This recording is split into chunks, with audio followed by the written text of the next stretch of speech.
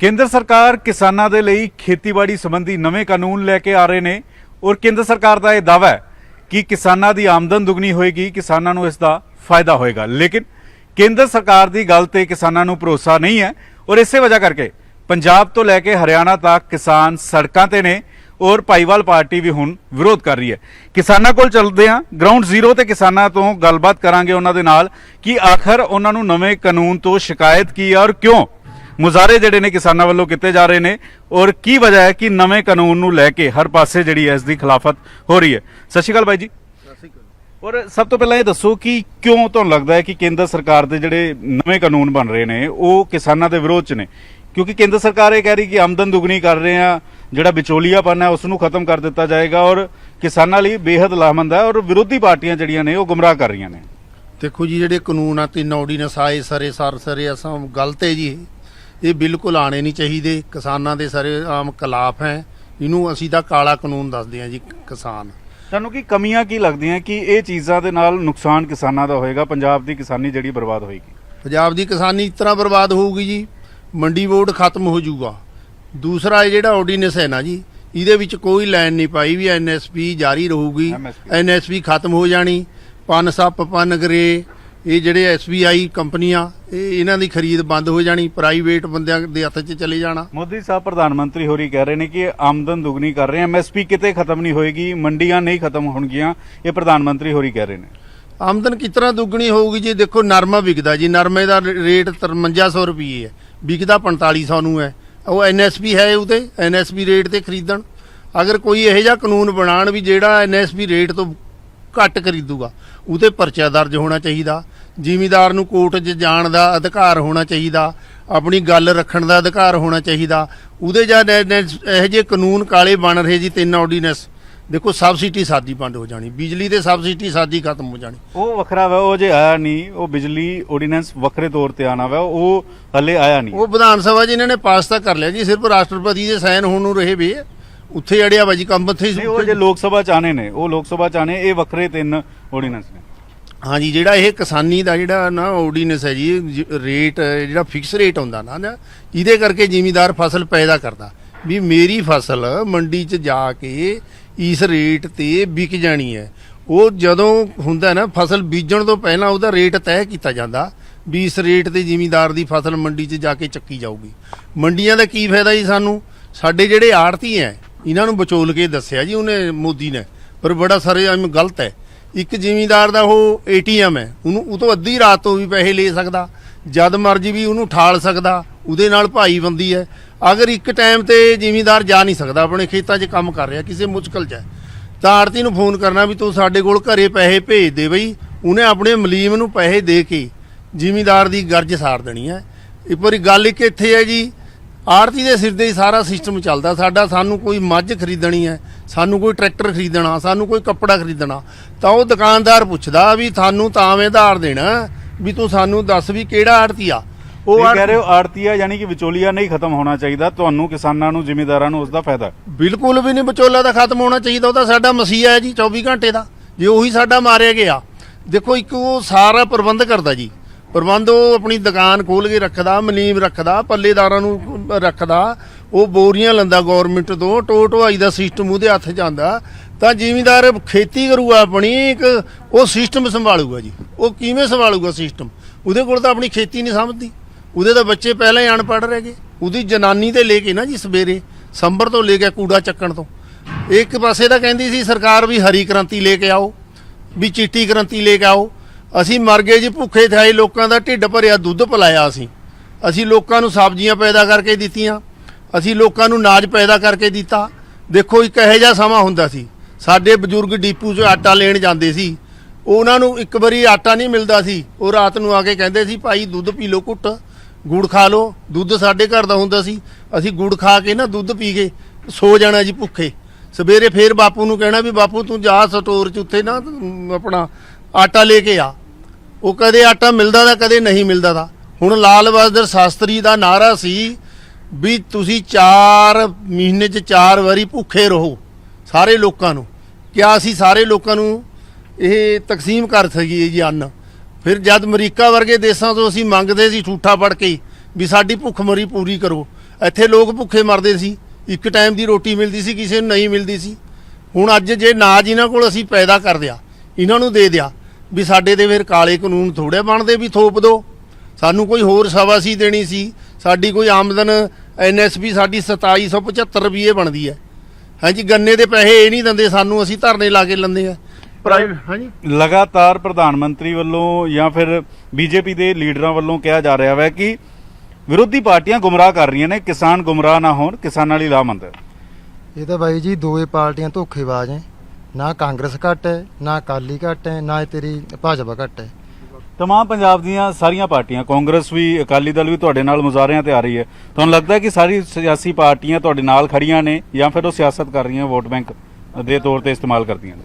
ਨਹੀਂ ਸਾਰੀ ਤੇ ਜਿੱਦਾਂ ਵੀ ਹੁਣ ਕਾਂਗਰਸ ਹੋ ਗਈ ਜਿਵੇਂ, ਜਾਂ ਝਾੜੂ ਵਾਲੇ ਵੀ ਨੇ, ਉਹ ਤਾਂ ਚਲੋ ਸਾਥ ਦੇ ਰਹੇ ਨੇ, ਉਹਨਾਂ ਦਾ ਧੰਨਵਾਦ ਹੈਗਾ। ਪਰੰਤੂ ਜਿਹੜਾ ਮੋਦੀ ਸਾਹਿਬ ਨੇ ਕਾਲਾ ਕਾਨੂੰਨ ਪਾਸ ਕੀਤਾ ਹੈਗਾ, ਇਹਦੇ ਅਸੀਂ ਬੜੇ ਵਾਰ ਖਿਲਾਫ ਹਾਂ ਜੀ, ਤੇ ਭਾਜਪਾ ਵਾਲਿਆਂ ਨੂੰ ਅਸੀਂ ਵੜਨ ਨਹੀਂ ਦੇਵਾਂਗੇ ਜੀ ਪਿੰਡਾਂ 'ਚ ਜਦੋਂ ਵੀ। ਲੇਕਿਨ ਹੁਣ ਤਾਂ ਇਹ ਪਾਸ ਹੋ ਗਿਆ, ਤਾਂ ਹੁਣ ਅਗਲਾ ਸਟੈਪ ਕੀ ਰਹਿਣ ਵਾਲਾ ਹੈ? ਕਿਉਂਕਿ ਕੇਂਦਰ ਸਰਕਾਰ ਤਾਂ ਲਗਾਤਾਰ ਕਹਿ ਰਹੀ ਕਿ ਗੁੰਮਰਾਹ ਕੀਤਾ ਜਾ ਰਿਹਾ ਕਿਸਾਨਾਂ ਨੂੰ। ਨਹੀਂ, ਗੁੰਮਰਾਹ ਨਹੀਂ ਕੀਤਾ ਜਾ ਰਿਹਾ। ਕਿਸਾਨ ਹੁਣ ਪੜ੍ਹੇ ਲਿਖੇ ਆ, ਪਹਿਲਾਂ ਵਾਲੀ ਗੱਲ ਨਹੀਂ ਰਹੀ ਹੈਗੀ। ਅਸੀਂ ਸਾਰੇ ਉਹ ਦੇਖਿਆ ਬਿੱਲਾਂ ਦੇ ਵਰਜ ਜਿਹੜੇ ਆਏ ਨੇ, ਉਹ ਜ਼ਿਮੀਂਦਾਰ ਤਾਂ ਬੜੇ ਵਾਰ ਖਿਲਾਫ ਨੇ ਜੀ, ਇਸ ਕਰਕੇ ਕਿਸਾਨ ਉਹਦਾ ਵਿਰੋਧ ਕਰ ਰਿਹਾ। ਇਹਦੇ 'ਚ ਜਿਹੜਾ ਦੋਸ਼ ਲਾਉਂਦੇ ਆ ਕਿ ਜਿਹੜੀ ਵਿਰੋਧੀ ਪਾਰਟੀਆਂ ਉਹ ਉਲਟ ਪ੍ਰਚਾਰ ਕਰ ਰਹੀਆਂ ਨੇ, ਐਸੀ ਕੋਈ ਗੱਲ ਨਹੀਂ ਹੈਗੀ। ਬਾਪੂ ਜੀ, ਤੁਸੀਂ ਸਾਰੀ ਉਮਰ ਖੇਤੀ ਕੀਤੀ ਹੈ, ਸਾਰੀ ਜ਼ਿੰਦਗੀ ਤੁਸੀਂ ਨਿਕਾਲ ਦਿੱਤੀ, ਹੁਣ ਕਿਉਂ ਲੱਗ ਰਿਹਾ ਤੁਹਾਨੂੰ ਕਿ ਕਿਸਾਨਾਂ ਨੂੰ, ਜ਼ਿਮੀਂਦਾਰਾਂ ਨੂੰ ਵਿਰੋਧ ਕਰਨਾ ਪੈ ਰਿਹਾ, ਸੜਕਾਂ ਤੇ ਬਹਿਣਾ ਪੈ ਰਿਹਾ ਕਰੋਨਾ ਦੇ ਸਮੇਂ ਦੇ ਵਿੱਚ? ਇਹ ਤਾਂ ਗਲਤ ਹੈ ਜੀ, ਜਿਹੜੇ ਕਾਨੂੰਨ ਕੱਢ ਰਹੇ ਹੈ, ਇਹ ਤਾਂ ਗਲਤ ਹੀ ਗਲਤ ਹੈ ਸਾਰੇ ਜ਼ਿਮੀਂਦਾਰਾਂ ਵਾਸਤੇ। ਇਹ ਤਾਂ ਹੋਣਾ ਹੀ ਨਹੀਂ ਚਾਹੀਦਾ ਇਹੋ ਜਿਹੇ ਕੰਮ। ਕਈ ਸਾਰੇ ਗਾਇਕ ਵੀ ਹੁਣ ਕਹਿ ਰਹੇ ਨੇ, ਕਈ ਸਾਰੇ ਗਾਇਕ ਵੀ ਜਿਹੜੇ ਨੇ ਉਹ ਕਿਸਾਨਾਂ ਦੇ ਹਿੱਤ ਵਿੱਚ ਖੜੇ ਹੁੰਦੇ ਹੋਏ ਨਜ਼ਰ ਆ ਰਹੇ। ਕਿਵੇਂ ਦੇਖਦੇ ਹੋ ਤੁਸੀਂ? ਨਹੀਂ ਵੀਰੇ, ਗਾਇਕਾਂ ਕੂਕ ਤਾਂ ਨਾਰਮਲ ਕੇਸ ਹੈ, ਇਹ ਤਾਂ ਇੱਕ ਫੰਡਾ ਹੈ। ਗਾਇਕ ਕੀ ਰੱਬ ਥੋੜੋ ਹੈ, ਇਹ ਤਾਂ ਇੱਕ ਫਾਰਮੈਲਿਟੀਆਂ ਹੈ। ਇੱਦਾਂ ਵੀ ਜੋ ਸਰਕਾਰ ਜੋ ਵੀ ਕੀਤਾ ਕੰਮ ਕਰਦੀ ਹੈ ਕੋਈ, ਉਹਨੂੰ ਸੋਚ ਵਿਚਾਰ ਕੇ ਕਰਨਾ ਚਾਹੀਦਾ। ਔਰ ਮੈਂ ਇੱਕ ਅਨਪੜ੍ਹ ਬੰਦਾ, ਮੈਨੂੰ ਲੱਗਦਾ ਵੀ ਆਮ 90% ਜ਼ਿਮੀਂਦਾਰ ਨੂੰ ਇਹ ਆਰਡੀਨੈਂਸ ਬਾਰੇ ਪਤਾ ਹੀ ਨਹੀਂ ਵੀ ਹੈ ਕੀ। ਹੁਣ ਸ਼ਾਇਦ ਮੋਦੀ ਕਹਿੰਦਾ ਵੀ ਬਹੁਤ ਵਧੀਆ, ਹੁਣ ਕੋਈ ਵੀ ਪਰਿਵਾਰ ਦਾ ਕੋਈ ਮੋਹਰੀ ਹੈ, ਪਿੰਡ ਦਾ ਸਰਪੰਚ ਹੈ, ਉਹ ਕਦੇ ਨਹੀਂ ਸੋਚਦਾ ਵੀ ਗਲਤ ਕੰਮ ਹੋ ਜੇ। ਇਹਦੇ ਬਾਰੇ ਕੁਛ ਆਪਾਂ ਨੂੰ ਸੋਚਣਾ ਚਾਹੀਦਾ ਸਾਰਿਆਂ ਨੂੰ ਵੀ ਕੀ। ਜ਼ਿਮੀਂਦਾਰਾਂ ਨੇ ਐਕਟ ਪੜ੍ਹਿਆ ਨਹੀਂ ਹੈ ਔਰ ਜ਼ਿਮੀਂਦਾਰਾਂ ਨੂੰ ਇਸ ਬਾਰੇ ਪਤਾ ਹੀ ਨਹੀਂ ਹੈ। ਨਹੀਂ ਪਤਾ, ਗਰੰਟਡ ਹੈ। ਕਿਸੇ ਨੂੰ ਵੀ ਪੁੱਛ ਲਓ, ਸ਼ਾਇਦ ਤੁਹਾਨੂੰ ਵੀ ਨਾ ਪਤਾ ਹੋਵੇ। ਤੇ ਫਿਰ ਵਿਰੋਧਤਾ ਕਿਸ ਗੱਲ ਦੀ ਕੀਤੀ ਜਾ ਰਹੀ? ਨਾਰਾਜ਼ਗੀ, ਅਨਪੜ੍ਹਤਾ ਭੇਡ ਚਾਲ, ਇੰਡੀਆ 'ਚ ਭੇਡ ਚਾਲ ਹੈ। ਇੱਕ ਦੂਜੇ ਦੇ ਮਗਰ ਲੱਗ ਕੇ, ਤੁਸੀਂ ਬਿਲਕੁਲ ਪਤਾ ਨਹੀਂ ਹੈ ਜੇ ਕਿਸੇ ਨੂੰ ਵੀ। ਇਹਦਾ ਆਪਾਂ ਨੂੰ ਸੋਚਣਾ, ਪੜ੍ਹਨਾ ਚਾਹੀਦਾ, ਇਹਦੇ ਬਾਰੇ ਡਿਸਕਸ ਕਰੋ ਵੀ ਕੀ ਹੈ ਕੀ ਨਹੀਂ। ਐਵੇਂ ਹੀ ਆਪਾਂ ਵੀ ਰੋਡ ਜਾਮ ਕਰ ਦੋ, ਇਹ ਕਰ ਦੋ, ਇਹ ਕੋਈ ਤੁਕ ਨਹੀਂ ਬਣਦਾ, ਨਾ ਉਹਦੇ ਨਾਲ ਮਸਲਾ ਹੱਲ ਹੋਣਾ। ਇਹ ਕਹਿ ਰਹੇ ਕਿ ਜ਼ਿਆਦਾਤਰ ਜ਼ਿਮੀਂਦਾਰਾਂ ਨੂੰ ਪਤਾ ਨਹੀਂ ਹੈ, ਉਹਨਾਂ ਨੇ ਐਕਟ ਬਾਰੇ ਪੜ੍ਹਿਆ ਨਹੀਂ ਹੈ। ਗੱਲ ਇਸ ਤਰ੍ਹਾਂ ਜੀ, ਸਾਰੇ ਜ਼ਿਮੀਂਦਾਰਾਂ ਨੂੰ ਪਤਾ, ਸਭ ਕੁਝ ਪਤਾ। ਸਾਡੇ ਨਾਲ ਸਾਰੀ ਪਾਰਟੀਆਂ ਸਮਰਥਨ ਦੇ ਰਹੀਆਂ। ਅਸੀਂ 25 ਤਰੀਕ ਨੂੰ ਧਰਨਾ ਲਾ ਰਹੇ, ਚੱਕਾ ਜਾਮ ਕਰਾਂਗੇ। ਅਸੀਂ ਇਸ ਗੱਲ ਤੋਂ ਪਿੱਛੇ ਨਹੀਂ ਹਟਾਂਗੇ। ਅਸੀਂ ਆਪਣਾ ਹੱਕ। ਕਮੀਆਂ ਕੀ ਲੱਗ ਰਹੀਆਂ ਕਿ 3 ਕਮੀਆਂ, ਇਹ ਚੀਜ਼ ਦੂਰ ਹੋ ਜਾਏ ਤਾਂ ਤੁਹਾਨੂੰ ਮਨਜ਼ੂਰ ਹੋਏਗਾ? ਕਮੀਆਂ ਦਾ ਸਰ ਸਰੇਆਮ ਹੈ ਜੀ, ਝੂਠ ਬੋਲਦੀ ਹੈ ਜੀ ਮਤਲਬ ਭਾਜਪਾ। ਲੇਕਿਨ 3 ਕਮੀਆਂ ਤੁਹਾਨੂੰ ਜਿਹੜੀਆਂ ਲੱਗਦੀਆਂ ਕਿ ਇਹ ਚੀਜ਼ਾਂ ਦੂਰ ਹੋ ਜਾਣ ਫਿਰ ਤੁਹਾਨੂੰ ਮਨਜ਼ੂਰ ਹੈ? ਦੇਖੋ ਜੀ, ਇੱਕ ਤਾਂ ਸਾਡਾ ਇਹਦੇ ਬਿੱਲ ਤੇ ਬਿੱਲ ਆਉਣਾ ਚਾਹੀਦਾ ਉੱਪਰ, ਉਹਦੇ ਲਾਈਨਾਂ ਪਾਣੀ ਚਾਹੀਦੀਆਂ ਵੀ ਸਾਡੀ NSP ਕਦੇ ਖਤਮ ਨਹੀਂ ਹੋਊਗੀ। MSP, ਹਾਂਜੀ, ਸਾਡੀ ਖਰੀਦ ਕਦੇ ਖਤਮ ਨਹੀਂ ਹੋਊਗੀ। ਇੱਕ ਸਾਨੂੰ ਬਣਦਾ ਭਾਅ ਮਿਲਣਾ ਚਾਹੀਦਾ, ਸੂਚਕਾਂਕ ਨਾਲ ਮਿਲਣਾ ਚਾਹੀਦਾ। ਉਹ ਪ੍ਰਧਾਨ ਮੰਤਰੀ ਕਹਿ ਰਹੇ ਕਿ MSP ਖਤਮ ਨਹੀਂ ਹੋਏਗੀ। ਪਿੱਛੇ 50 ਰੁਪਏ ਤੋਂ ਲੈ ਕੇ 300 ਰੁਪਏ ਤੱਕ ਰਬੀ ਦੀ ਫਸਲ ਦੇ ਵੀ ਰੇਟ ਵਧਾਏ MSP ਦੇ। ਦੇਖੋ ਜੀ, ਕੋਈ ਚੀਜ਼ ਜੇ ਕੋਈ ਬੰਦਾ ਮਤਲਬ ਗੱਲ ਇਸ ਤਰ੍ਹਾਂ ਵੀ ਜਿਨ੍ਹਾਂ ਵਾਸਤੇ, ਜ਼ਿਮੀਂਦਾਰਾਂ ਵਾਸਤੇ ਕਾਨੂੰਨ ਲਿਆਂਦਾ, ਜਦ ਜ਼ਿਮੀਂਦਾਰ ਖੁਸ਼ ਨਹੀਂ ਹੈ, ਇਹ ਕਾਨੂੰਨ ਲਿਆਉਣ ਦਾ ਫਾਇਦਾ ਕੀ ਹੈ? ਕਿਸੇ ਨੂੰ ਪਤਾ ਹੈ, ਕਿਸੇ ਨੂੰ ਇੱਥੇ ਪਤਾ ਹੈ ਕਿ ਜਿਹੜੀਆਂ 3 ਕਮੀਆਂ ਜਾਂ 5 ਕਮੀਆਂ ਦੂਰ ਹੋ ਜਾਣ, ਜਿਹੜੀਆਂ 5 ਕਮੀਆਂ ਦੂਰ ਹੋ ਜਾਣ? ਸਰ, ਜਿਹੜੀਆਂ ਕਮੀਆਂ ਇਹਦੇ 'ਚ, ਪਹਿਲੀ ਗੱਲ ਤਾਂ ਇਹ ਹੈ ਵੀ ਜਿਵੇਂ ਕਾਨੂੰਨ ਚੱਲਦਾ ਸੀਗਾ ਪਹਿਲਾਂ, ਉਹ ਚੱਲਦਾ ਰਹੇ, ਜ਼ਿਮੀਂਦਾਰ ਉਹਦੇ ਨਾਲ ਖੁਸ਼ ਹੈਗੇ। ਦੂਸਰੀ ਗੱਲ ਇਹ ਹੈ ਵੀ ਉਹਨਾਂ ਨੇ ਸਾਡਾ ਕੋਰਟ 'ਚ ਜਾਣ ਦਾ ਅਧਿਕਾਰ ਵੀ ਖੋਲ੍ਹਿਆ ਹੈ। ਇੱਕ ਗੱਲ ਇਹ ਹੈਗੀ ਹੈ ਵੀ ਜਦੋਂ ਵੱਡੀਆਂ ਕੰਪਨੀਆਂ ਆ ਜਾਣਗੀਆਂ, MSP ਖਤਮ ਹੋ ਜਾਣੀ ਹੈ, ਉਹਦੇ ਤੇ ਅਸੀਂ ਕਿੱਥੇ ਵੇਚਾਂਗੇ ਫਸਲ? ਲੇਕਿਨ ਲਗਾਤਾਰ ਕਿਹਾ ਜਾ ਰਿਹਾ ਪ੍ਰਧਾਨ ਮੰਤਰੀ ਵੱਲੋਂ, ਸਾਰਿਆਂ ਵੱਲੋਂ, ਕਿ MSP ਖਤਮ ਨਹੀਂ ਹੋਏਗੀ। ਉਹ ਲਗਾਤਾਰ ਇਹੀ ਗੱਲ ਕਹਿ ਰਹੇ ਨੇ। ਜਦੋਂ ਕੋਈ ਰਿਟਰਨ 'ਚ ਕਲੌਜ਼ ਨਹੀਂ ਹੈਗਾ, ਜਿਹੜੇ ਬਿੱਲ ਆਏ ਨੇ, ਇਹ ਤਾਂ ਮੂੰਹ ਜ਼ਬਾਨੀ ਗੱਲ ਹੋ ਗਈ ਇੱਕ। ਸਾਲ 2 ਸਾਲ ਸਾਨੂੰ ਦੇਣਗੇ, MSP ਦੇਣਗੇ, ਜ਼ਰੂਰ ਦੇਣਗੇ ਸਾਨੂੰ ਭਰਮਾਉਣ ਦੇ ਲਈ, ਪਰੰਤੂ ਬਾਅਦ ਚ ਉਹਨਾਂ ਨੇ ਕੱਟ ਦੇਣੀ ਹੈ। ਸਾਨੂੰ ਕੋਰਟ ਜਾਣ ਦਾ ਅਧਿਕਾਰ ਵੀ ਚਾਹੀਦਾ ਹੈਗਾ। ਸਾਡੀ ਜਿਹੜੀ MSP ਹੈ ਉਹ ਰਿਟਰਨ ਚ ਹੋਣੀ ਚਾਹੀਦੀ ਹੈਗੀ। ਇੱਕ ਤੁਹਾਨੂੰ ਲੱਗਦਾ ਹੈ ਕਿ MSP ਰਿਟਰਨ 'ਚ ਹੋਣੀ ਚਾਹੀਦੀ, ਹੋਰ ਤੁਹਾਨੂੰ ਕੀ ਕਮੀ ਲੱਗਦੀ MSP ਤੋਂ ਇਲਾਵਾ? MSP ਤੋਂ ਇਲਾਵਾ ਇਹ ਸਾਡੀ ਖਰੀਦ ਜਾਰੀ ਰਹਿਣੀ ਚਾਹੀਦੀ ਹੈ ਜੀ। ਆੜਤੀਆ ਜਿਹੜਾ ਹੈਗਾ ਸਾਡਾ ਬਹੁਤ ਮਤਲਬ ਕਿ ਨੇੜੇ ਦਾ ਇੱਕ ਰਿਸ਼ਤੇਦਾਰੀ ਕਹਿ ਲਓ, ਸਾਡੀ ਜਿਹੜੀ ਗਰਜ ਸਾਰਦਾ ਹੈ ਜੀ, ਸਾਨੂੰ ਜਦੋਂ ਵੀ ਲੋੜ ਪੈਂਦੀ ਉਹ ਵੀ ਵਿੱਚ ਨੂੰ ਰਹਿਣਾ ਚਾਹੀਦਾ ਇੱਕ ਵਿਚੋਲਾ। ਤੁਹਾਨੂੰ ਲੱਗਦਾ ਹੈ ਕਿ MSP, ਦੂਸਰਾ ਤੁਹਾਨੂੰ ਲੱਗਦਾ ਆੜਤੀ, ਦੋ ਚੀਜ਼ਾਂ, ਕਿਉਂਕਿ ਅਸੀਂ ਸਰਕਾਰ ਤੱਕ ਤੁਹਾਡੀ ਗੱਲ ਪਹੁੰਚਾਉਣਾ ਚਾਹੁੰਦੇ ਆ, ਦੋ ਚੀਜ਼ਾਂ ਦੀ ਤੁਹਾਨੂੰ ਇਹ ਲੱਗਦੀ, ਇਸ ਤੋਂ ਇਲਾਵਾ ਤੁਹਾਨੂੰ ਕੁਝ ਲੱਗਦਾ ਹੈ? ਇੱਕ MSP ਸਰ, MSP ਪਹਿਲੀ ਹੋਗੀ, ਦੂਜੀ ਆੜਤੀ ਆ, ਤੀਸਰੀ ਸਰ ਇਹ ਵੀ ਸਾਡੀ ਜ਼ਮੀਨਾਂ ਦੇ ਅਸੀਂ ਮਾਲਕ ਹੈ, ਰਹਿਣਾ ਚਾਹੀਦਾ ਸਾਨੂੰ। ਉਹ ਤਾਂ ਅਸੀਂ ਕਹਿ ਰਹੇ ਬਾਹਰ ਕਿ ਵੀ ਕਿਤੇ ਵੀ ਮਾਲਕ ਜਿਹੜਾ ਵਾ ਉਹ ਜ਼ਿਮੀਦਾਰ ਰਹੇਗਾ, ਕਿਤੇ ਵੀ ਇਸ ਵਿੱਚ ਨਹੀਂ ਲਿਖਿਆ ਉਹ ਨਹੀਂ ਪਤਾ ਸਰ ਇਹਦੇ ਚ ਕੀ ਗੱਲ ਹੈ। ਬਾਹਰਲੀਆਂ ਕੰਟਰੀਆਂ ਨੇ ਇਹ, ਸਾਡਾ ਤਾਂ ਹੁਣ ਆਇਆ ਕਾਨੂੰਨ, ਇਹ 50 ਸਾਲ ਪਹਿਲਾਂ ਅਮਰੀਕਾ ਕੈਨੇਡਾ 'ਚ ਫੇਲ ਹੋ ਚੁੱਕੀ ਹੈ ਜੀ, ਜਿਹੜੀ ਸਿਸਟਮ ਇੱਥੇ ਲੈ ਕੇ ਆਂਦਾ ਹੈ। ਉੱਥੇ ਜਦੋਂ ਸਾਡਾ ਸਿਸਟਮ ਵਧੀਆ ਚੱਲਦਾ ਸੀ, ਉੱਥੇ ਫੇਲ ਹੋ ਲਿਆ, ਜਦੋਂ ਕਿ ਇੰਨੇ ਉਹ ਹੌਨੈਸਟ ਕੰਟਰੀ ਨੇ। ਸਾਡੇ ਤਾਂ ਕਣ ਦੇ ਵਿੱਚ ਬੇਈਮਾਨਾ ਫਸਿਆ ਹੋਇਆ, ਤੁਹਾਨੂੰ ਪਤਾ ਹੀ ਹੈ ਭ੍ਰਿਸ਼ਟਾਚਾਰ ਕਿੰਨਾ ਹੈ ਜੀ। ਇਹਨਾਂ ਨੇ ਜ਼ਿਮੀਂਦਾਰ ਨੂੰ ਖਤਮ ਕਰਨਾ ਹੈਗਾ। ਜਦੋਂ ਉਹਨਾਂ ਕੰਟਰੀਆਂ 'ਚ ਫੇਲ ਹੋ ਲਿਆ ਜੀ ਸਿਸਟਮ, ਇੱਥੇ ਕਿਉਂ ਲਿਆ ਰਹੇ ਆ ਇਹ? ਦਲੇਰ ਮਹਿੰਦੀ ਗਾਇਕ ਨੇ, ਉਹ ਕਹਿ ਰਹੇ ਕਿ ਮੈਂ ਖੁਦ ਕਿਸਾਨ ਆ ਔਰ ਇਹ ਕਿਸਾਨਾਂ ਲਈ ਬਹੁਤ ਲਾਭਮੰਦ। ਸਰ ਪਹਿਲੀ ਗੱਲ ਤਾਂ ਇਹ ਹੈ ਜੀ, ਦਲੇਰ ਮਹਿੰਦੀ ਦਿੱਲੀ 'ਚ ਰਹਿ ਰਿਹਾ, AC ਵਾਲੇ ਕਮਰੇ 'ਚ ਰਹਿ ਰਿਹਾ, ਉਹਨੂੰ ਜ਼ਿਮੀਂਦਾਰੀ ਦੇ ਬਾਰੇ 'ਚ ਪਤਾ ਨਹੀਂ ਹੈਗਾ। ਦੂਜੀ ਗੱਲ, ਉਹ ਹੰਸਰਾਜ ਹੰਸ ਦੇ ਨਾਲ ਉਹਨਾਂ ਦੀ ਕੁੜਮਚਾਰੀ ਹੈ। ਹੰਸਰਾਜ ਹੰਸ ਭਾਜਪਾ ਦੇ ਸਾਂਸਦ ਨੇ ਦਿੱਲੀ ਤੋਂ, ਇੱਥੋਂ ਵੀ ਪੰਜਾਬ ਤੋਂ ਵੀ ਪਹਿਲਾਂ ਉਹ ਇਲੈਕਸ਼ਨ ਲੜ ਚੁੱਕੇ ਨੇ। ਉਹਨਾਂ ਨੇ ਤਾਂ ਉਹਦੀ ਸਪੋਰਟ ਕਰਨੀ ਹੈ। ਉਹ ਉਹਨਾਂ ਨੂੰ ਜ਼ਿਮੀਂਦਾਰ ਥੋੜੇ ਆਪਾਂ ਕਹਿ ਸਕਦੇ ਹਾਂ। ਜ਼ਿਮੀਂਦਾਰ ਤਾਂ ਪਿੰਡਾਂ 'ਚ ਰਹਿ ਰਹੇ ਹੈ, ਜਿਹੜੇ ਕਿਸਾਨ ਨੇ ਪਿੰਡਾਂ 'ਚ ਰਹਿ ਰਹੇ ਹੈ, ਭਾਵੇਂ ਉਹ ਪੰਜਾਬ ਦੇ ਨੇ, ਹਰਿਆਣੇ ਦੇ ਨੇ, ਮਹਾਰਾਸ਼ਟਰ ਦੇ ਨੇ। ਉਹਨਾਂ ਦੇ ਨਾਲ ਗੱਲ ਕਰੋ ਤੁਸੀਂ। ਸਰ ਪਹਿਲਾਂ ਤਾਂ ਮੈਂ ਕਾਨੂੰਨ ਬਾਰੇ ਸਮਝਾ ਦਿੰਦਾ ਥੋੜਾ ਜਿਹਾ। ਕੁਝ ਬੰਦੇ ਕਹਿੰਦੇ ਆ ਨਾ ਵੀ ਇਸ ਕਾਨੂੰਨ ਦਾ ਪਤਾ ਹੀ ਨਹੀਂ, ਵਾਕਈ ਨਹੀਂ ਪਤਾ ਲੋਕਾਂ ਨੂੰ, ਪਰ ਇੰਨੇ ਕਿਸਾਨ ਅਨਪੜ੍ਹ ਵੀ ਨਹੀਂ ਹੈ ਜਿੰਨਾ ਸਮਝਿਆ ਜਾ ਰਿਹਾ। ਇਹ ਇਸ ਤਰ੍ਹਾਂ ਸਿਸਟਮ ਹੋਣਾ ਜੀ, ਜਿਹੜਾ ਵਣਜ ਤੇ ਵਪਾਰ ਕਾਨੂੰਨ ਬਣਾਇਆ ਇਹਨਾਂ ਨੇ, ਉਹ 'ਚ ਇਹਨਾਂ ਨੇ ਇੱਕ ਮੰਨ ਲਓ ਵਪਾਰੀ ਨੂੰ ਖੁੱਲੀ ਛੂਟ ਦੇ ਦੀ ਵੀ ਤੁਸੀਂ ਜ਼ਿਮੀਂਦਾਰ ਦਾ ਜੋ ਵੀ ਫਸਲ ਹੈ, ਚਾਹੇ ਸਬਜ਼ੀ ਹੈ, ਕਣਕ ਹੈ, ਝੋਨਾ, ਗੰਨਾ, ਉਹਨੂੰ ਖਰੀਦੋ, ਉਹਨੂੰ ਜਿੰਨਾ ਮਰਜ਼ੀ ਸਟਾਕ ਕਰੋ, ਕੋਈ ਪਾਬੰਦੀ ਨਹੀਂ ਹੈ, ਕੋਈ ਲਾਇਸੈਂਸ ਦੀ ਲੋੜ ਨਹੀਂ, ਕੋਈ ਤੁਹਾਡੇ ਤੇ ਮੰਡੀ ਫੀਸ ਨਹੀਂ, ਕੁਝ ਨਹੀਂ ਲੈਣਾ, ਸਟਾਕ ਕਰੋ। ਮੰਨ ਲਓ ਹੁਣ ਪਿਆਜ਼ ਦੀ ਕੀਮਤ ਹੁਣੀ ਦੇਖ ਲਓ ਤੁਸੀਂ 40-45 ਰੁਪਏ ਹੋ ਗਈ, ਅਗਲੇ ਮਹੀਨੇ 'ਚ 100 ਰੁਪਏ ਹੋ ਜਾਣਾ। ਜਦੋਂ ਜ਼ਿਮੀਂਦਾਰ ਦੀ ਸੀ ਉਦੋਂ 5 ਰੁਪਏ 10 ਰੁਪਏ ਰਹੀ। ਇਹ ਬਿਲਕੁਲ ਉਦੋਂ ਕੁਝ ਇਹਨਾਂ ਤੇ ਪਾਬੰਦੀਆਂ ਸੀ ਵੀ ਤੁਸੀਂ ਇਸ ਤੋਂ ਵੱਧ ਸਟਾਕ ਨਹੀਂ ਕਰ ਸਕਦੇ। ਫਿਰ ਜੋ ਸਟਾਕ ਕਰਦੇ ਸੀ ਤਾਂ ਉਹਨਾਂ ਤੇ ਕਾਰਵਾਈ ਸੀ। ਹੁਣ ਉਹ ਸਾਰਾ ਸਿਸਟਮ ਬੰਦ ਹੋ ਗਿਆ। ਹੁਣ ਉਹਨਾਂ ਨੇ ਪਹਿਲਾਂ ਤਾਂ ਸਟਾਕ ਕਰਨੀ ਹੈ, ਸਟਾਕ ਕਰਕੇ ਜ਼ਿਮੀਂਦਾਰ ਤਾਂ ਰੱਖ ਨਹੀਂ ਸਕਦਾ, ਉਹਨੂੰ ਤਾਂ ਵੇਚਣੀ ਪੈਣੀ। ਫਿਰ ਜਦੋਂ ਜ਼ਿਮੀਂਦਾਰ ਨੂੰ ਆਟੇ ਦੀ ਲੋੜ ਪੈਣੀ ਹੈ ਨਾ, ਫਿਰ ਉਹ 50 ਰੁਪਏ ਕਿਲੋ ਆਟਾ ਆਪਣੀ ਕਣਕ ਦਾ ਜ਼ਿਮੀਂਦਾਰ ਨੂੰ ਮਿਲਣਾ। ਜਿਹੜਾ ਸੁਰੱਖਿਆ ਤੇ ਸਸ਼ਕਤੀਕਰਨ ਇਹਨਾਂ ਨੇ ਕਾਨੂੰਨ ਬਣਾਇਆ, ਉਹ ਇੱਕ ਇਹੋ ਜਿਹਾ ਕਾਨੂੰਨ ਬਣਾਤਿਆ ਕਿ ਤੁਸੀਂ ਕੰਟਰੈਕਟ ਬੇਸ ਤੇ ਖੇਤੀ ਕਰਵਾਓ। ਜ਼ਿਮੀਂਦਾਰ ਤੋਂ ਜ਼ਮੀਨ ਠੇਕੇ ਤੇ ਲੈ ਕੇ ਜ਼ਿਮੀਂਦਾਰ ਨੂੰ ਮਜ਼ਦੂਰੀ ਦਿਓ। ਜ਼ਿਮੀਂਦਾਰ ਤਾਂ ਆਪਣੀ ਜ਼ਮੀਨ ਤੇ ਆਪ ਦਿਹਾੜੀ ਕਰੇਗਾ ਨਾ। ਖੇਤੀ ਉਹਨਾਂ ਨੇ ਕਰਵਾਉਣੀ ਹੈ, ਮੱਕੀ ਬੀਜਣ, ਝੋਨਾ ਬੀਜਣ, ਜੋ ਮਰਜ਼ੀ ਕਰਨ, ਤਰੀਕੇ ਉਹਨਾਂ ਦੇ ਹੋਣਗੇ, ਅਸੀਂ ਤਾਂ ਦਿਹਾੜੀ ਕਰਨੀ ਹੈ। ਉਸ 'ਚ ਕੁਝ ਜ਼ਿਮੀਂਦਾਰਾਂ ਨੇ ਫਸ ਜਾਣਾ। ਇਹਨਾਂ ਨੇ ਲਾਲਚ ਦੇਣਾ ਠੇਕੇ ਦਾ, ਲਾਲਚ ਦੇ ਕੇ ਫਿਰ ਇੱਕ ਇਹਨਾਂ ਨੇ ਹੋਰ ਪਾਸ ਕਰਤਾ ਵੀ ਘੱਟ ਤੋਂ ਘੱਟ 5 ਸਾਲ ਦਾ ਕੰਟਰੈਕਟ ਹੋਊਗਾ। 5 ਸਾਲ 'ਚ ਜ਼ਿਮੀਂਦਾਰ ਨੂੰ ਕਿੰਨੀਆਂ ਲੋੜਾਂ ਦੀ ਵੇਚ ਵੀ ਸਕਦਾ, ਵੇਚਣੀ ਵੀ ਪੈਂਦੀ ਆ, ਉਹ ਵੇਚ ਵੀ ਨਹੀਂ ਸਕਦਾ ਕਿ ਕੰਟਰੈਕਟ ਹੋਇਆ ਉਹਦੇ ਨਾਲ। ਇਹ ਸਾਰਾ ਸਿਸਟਮ ਹੈ ਜਿਹੜਾ, ਇਹ ਬਿਲਕੁਲ ਜ਼ਿਮੀਂਦਾਰਾਂ ਦੇ ਵਿਰੁੱਧ ਹੈ। ਫਿਰ ਜਿਹੜਾ ਇਹ ਕਹਿੰਦੇ ਆ ਜੀ ਫਾਇਦਾ ਹੋਣਾ, ਫਾਇਦਾ ਕਿਸ ਚੀਜ਼ ਦਾ ਹੋਣਾ ਜੀ? ਸਾਡੇ ਪੰਜਾਬ ਤਾਂ ਪਹਿਲਾਂ ਹੀ ਇਹ ਮੰਨ ਲਓ ਆਲਰੇਡੀ 2 ਟ੍ਰਾਇਲ ਹੋ ਚੁੱਕੇ ਆ। ਇੱਕ ਆਪਣਾ ਭੋਗਪੁਰ ਹੈ ਜਲੰਧਰ ਡਿਸਟ੍ਰਿਕਟ 'ਚ, ਉੱਥੇ ਟਮਾਟੋ ਦੀ ਫੈਕਟਰੀ ਲੱਗੀ ਸੀ। ਉੱਥੇ ਫੈਕਟਰੀ ਨੇ ਜ਼ਿਮੀਂਦਾਰਾਂ ਨਾਲ ਕੰਟਰੈਕਟ ਕਰ ਲਿਆ ਵੀ ਤੁਸੀਂ ਟਮਾਟਰ ਲਾਓ, ਅਸੀਂ ਤੁਹਾਡਾ ਟਮਾਟਰ ਖਰੀਦਾਂਗੇ। ਜਦੋਂ ਤਾਂ ਮੰਨ ਲਓ ਮਾਰਕੀਟ 'ਚ ਬਾਹਰ ਟਮਾਟਰ ਮਹਿੰਗਾ ਹੈ, ਤਾਂ ਉਹਨਾਂ ਨੇ ਜਿਹੜੇ ਜ਼ਿਮੀਂਦਾਰਾਂ ਨਾਲ ਕੰਟਰੈਕਟ ਕੀਤਾ ਹੈ, ਉਹ ਜ਼ਿਮੀਂਦਾਰ ਆਪਣਾ ਟਮਾਟਰ ਬਾਹਰ ਨਹੀਂ ਵੇਚ ਸਕਦੇ, ਉਹ ਕੰਪਨੀ ਖਰੀਦੇਗੀ। ਜਦੋਂ ਮਾਰਕੀਟ 'ਚ ਸਸਤਾ ਹੈ, ਫਿਰ ਕੰਪਨੀ ਜਿੱਥੋਂ ਮਰਜ਼ੀ ਖਰੀਦੇ, ਉਹ ਫਿਰ ਕੰਟਰੈਕਟਰ ਦਾ ਕੋਈ ਮਤਲਬ ਨਹੀਂ। ਇਹੀ ਕੰਮ ਜੀ ਸਾਡੇ ਸੰਗਰੂਰ ਡਿਸਟ੍ਰਿਕਟ 'ਚ ਹੈ। ਉੱਥੇ ਚਿਪਸ ਦੀ ਫੈਕਟਰੀ ਆ, ਉਹ ਆਲੂ ਦਾ ਕਰਾਉਂਦੇ ਆ ਕੰਟਰੈਕਟ ਬੇਸ ਤੇ, ਉਹ ਆਲੂ ਦਾ ਕਰਾਉਂਦੇ ਆ ਜੀ। ਉੱਥੇ ਇਹੀ ਹਾਲ ਹੈ ਆਲੂ ਦਾ ਸੇਮ। ਜਦੋਂ ਆਲੂ ਮਾਰਕੀਟ 'ਚ ਤੇਜ਼ ਹੈ ਤਾਂ ਉਹ ਜ਼ਿਮੀਂਦਾਰ ਤੇ ਪਾਬੰਦੀ ਹੈ ਕਿ ਤੁਸੀਂ ਬਾਹਰ ਨਹੀਂ ਵੇਚ ਸਕਦੇ। ਜਦੋਂ ਮਾਰਕੀਟ ਸਸਤਾ ਹੈ, ਫਿਰ ਜ਼ਿਮੀਂਦਾਰ ਤੇ ਕੋਈ ਪਾਬੰਦੀ ਨਹੀਂ, ਫਿਰ ਉਹਨਾਂ ਨੇ ਬਾਹਰੋਂ ਖਰੀਦਣਾ, ਉਹਨਾਂ ਦਾ ਕੰਟਰੈਕਟ ਖਤਮ ਹੈ। ਇਹ ਜਿਹੜਾ ਇਹਨਾਂ ਨੇ ਕਾਨੂੰਨ ਬਣਾਇਆ, ਉਹ 'ਚ ਜੋ ਵੀ ਸਹੂਲਤ ਦਿੱਤੀ ਵਪਾਰੀ ਨੂੰ ਦਿੱਤੀ ਹੈ, ਕਿਸਾਨ ਵਾਸਤੇ ਹਮੇਸ਼ਾ ਮਾਰੂ ਬਣਾ ਦਿੱਤਾ। ਫਿਰ ਇਹਨਾਂ ਨੇ ਇੱਕ ਗੱਲ ਕੀਤੀ ਜੀ, ਅਸੀਂ ਕਿਤੇ ਅਪੀਲ ਨਹੀਂ ਕਰ ਸਕਦੇ। SDM ਜਾਂ DC ਦੇ ਉੱਪਰ ਸਾਨੂੰ ਨਿਆਂ ਕੇ ਹਿਰਾਸਤ ਜਾਣ ਦਾ ਰਸਤਾ ਬੰਦ ਕਰਤਾ ਇਹਨਾਂ ਨੇ। ਹੁਣ ਤੁਸੀਂ ਦੱਸੋ ਵੀ ਜਦੋਂ ਸਰਕਾਰ ਬਣੇਗੀ ਕਿਸੇ ਵੀ ਪਾਰਟੀ ਦੀ ਹੋਵੇ, ਐਸਡੀਐਮ ਇੱਕ ਪੀਸੀਐਸ ਹੁੰਦਾ ਏ ਤੇ ਡੀਸੀਆਈਐਸ ਹੁੰਦਾ ਏ, ਉਹ ਸਰਕਾਰ ਦੇ ਬੰਦੇ ਹੁੰਦੇ ਆ, ਸਰਕਾਰ ਉਹਨਾਂ ਨੂੰ ਬਦਲਦੀ ਰਹਿੰਦੀ ਹੈ। ਜੇ ਨਹੀਂ ਉਹਨਾਂ ਦਾ ਕੰਮ ਕਰਨਗੇ ਉਹਨਾਂ ਦੀ ਬਦਲੀ ਹੋ ਜੂਗੀ। ਜ਼ਿਮੀਂਦਾਰ ਦੀ ਤਾਂ ਕਿਸੇ ਨੇ ਸੁਣਨੀ ਨਹੀਂ ਜੀ। ਉਹਨਾਂ ਨੇ ਵੱਡੀਆਂ ਕੰਪਨੀਆਂ ਨੇ ਪੈਸੇ ਦੇ ਕੇ ਕੰਮ ਕਰਵਾਉਣਾ, ਜ਼ਿਮੀਂਦਾਰ ਫੇਰ ਆਪਣਾ ਘਰ ਬੈਠਿਆ ਰਹੇ।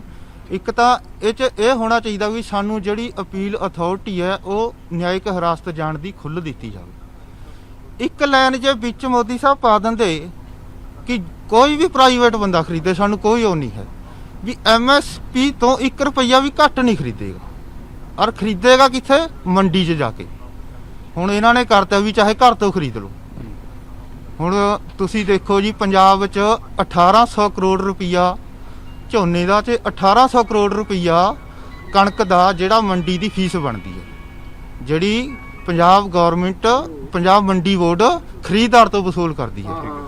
ਉਹ ਜਿਹੜਾ ਸਾਰਾ ਪੈਸਾ ਹੈ ਉਹ ਪੰਜਾਬ ਦੀ ਡਿਵੈਲਪਮੈਂਟ ਦੇ ਪਿੰਡੂ ਖੇਤਰਾਂ 'ਚ ਲੱਗਦਾ। ਮੰਡੀ ਬੋਰਡ ਸੜਕਾਂ ਬਣਾਉਂਦਾ ਜੀ, ਮੰਡੀਆਂ ਦੀ ਡਿਵੈਲਪਮੈਂਟ ਕਰਦਾ ਹੈ, ਕਿਸਾਨ ਨੂੰ ਕੋਈ ਉਹ 'ਚ ਦਿੱਕਤ ਨਹੀਂ ਆਉਂਦੀ। ਇਹਨਾਂ ਨੇ ਉਹ ਖਤਮ ਕਰਤਾ ਵੀ ਤੁਸੀਂ ਘਰ ਤੋਂ ਜਾ ਕੇ ਖਰੀਦੋ। ਜਦੋਂ ਬੰਦਾ ਘਰ ਆ ਗਿਆ, ਮੰਡੀ 'ਚ ਕਿਸੇ ਨੇ ਜਾਣਾ ਨਹੀਂ। ਹੁਣ ਮੇਰੀ ਹੱਥ ਬੰਨ੍ਹ ਕੇ ਕਿ ਕਿਸਾਨਾਂ ਨੂੰ ਇਹ ਬੇਨਤੀ ਹੈ ਵੀ ਲਾਲਚ ਨਾ ਆਇਓ। ਲਾਲਚ 'ਚ ਕਿਸਾਨਾਂ ਨੇ ਇਸ ਤਰ੍ਹਾਂ ਆ ਜਾਣਾ, ਜੇ ਮੰਡੀ 'ਚ ਮੰਨ ਲਓ ਝੋਨਾ 2000 ਵਿਕਿਆ, ਉਹਨਾਂ ਨੇ 2100 ਤੁਹਾਡੇ ਘਰ ਖਰੀਦਣ ਆਉਣਾ। ਜਦੋਂ ਮੰਡੀ 'ਚ ਝੋਨਾ ਨਹੀਂ ਜਾਣਾ, ਫਿਰ ਗਵਰਨਮੈਂਟ ਨੇ ਉਹਦੀ ਮੰਨ ਲਓ ਕੈਲਕੂਲੇਸ਼ਨ ਕਰਨੀ ਹੈ ਵੀ ਇਸ ਮੰਡੀ 'ਚ ਝੋਨਾ ਬਿਲਕੁਲ ਨਹੀਂ ਆਇਆ, ਮੰਨ ਲਓ 20% ਝੋਨਾ ਆਇਆ, ਉਹਨਾਂ ਨੇ ਉਹ ਮੰਡੀ ਬੰਦ ਕਰ ਦੇਣੀ ਹੈ। ਜਦੋਂ ਮੰਡੀ ਬੰਦ ਹੋ ਗਈ ਫਿਰ ਖੇਲ ਖਤਮ ਹੋ ਜਾਣਾ ਜੀ। ਇਹ ਤੁਸੀਂ ਮੰਨ ਕੇ ਚਲੋ ਵੀ ਜਿਸ ਤਰ੍ਹਾਂ ਸਰਕਾਰੀ ਸਕੂਲ ਤੇ ਪ੍ਰਾਈਵੇਟ ਸਕੂਲ ਹੈ, ਸਰਕਾਰੀ ਸਕੂਲ ਅਸੀਂ ਆਪ ਖਤਮ ਕਰੇ ਆ, ਸਰਕਾਰ ਨੇ ਨਹੀਂ ਖਤਮ ਕਰੇ। ਸਰਕਾਰ ਨੇ ਸਹੂਲਤਾਂ ਬਹੁਤ ਦਿੱਤੀਆਂ, ਅਸੀਂ ਆਪਣੇ ਬੱਚਿਆਂ ਨੂੰ ਪ੍ਰਾਈਵੇਟ ਸਕੂਲਾਂ 'ਚ ਪਾ ਲਿਆ।